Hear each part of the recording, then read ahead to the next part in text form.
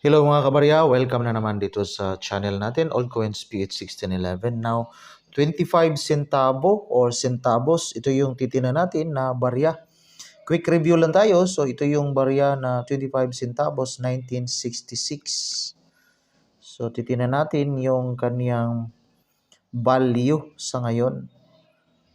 Now, base sa in.numista.com, so wala itong mataas na value sa ngayon. Nasa 5 pesos lang yung value quotation. At least may value quotation yung in.numista.com. Yun yung good. Yung pinakamataas dito sa in.numista.com, yung uncirculated, yun yung may 55 pesos to 85 pesos. So, pero may nakita tayo dito tayo sa may carousel. So, dito tayo sa mga sources natin. Dito tayo sa carousel PH. So, ito yung barya niya. So, sa carousel PH, 1966. Pareho sa barya natin na 25 centavos, 1966. 3 months ago, so may seller tayo dito over 3 months ago. All these goodies from 150 naging 50 na lang yung kaniyang selling value. Kasi pag bumaba, ibig sabihin matagal na na-post pero walang buyer, kaya binaba na yung seller natin. Ni all these goodies, naging 50 pesos.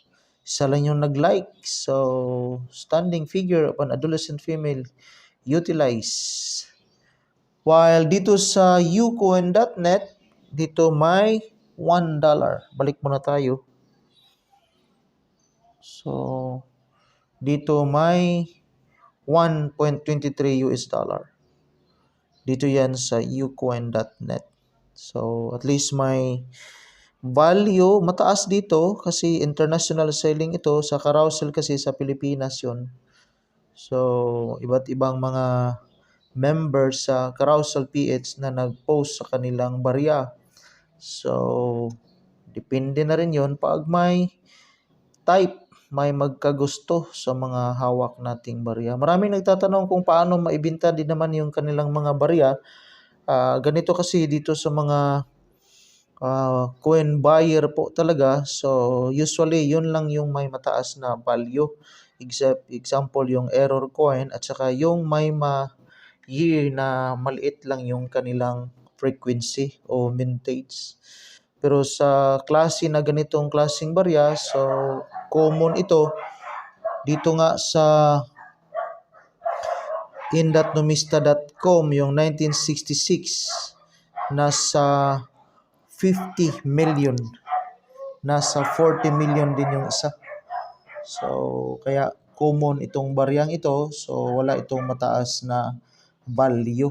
Yung may mataas talaga na value, yun lang yung may konti lang yung may na-produce na klase sa mga barya sa Pilipinas man at sa ibang bansa. Maraming salamat and God bless.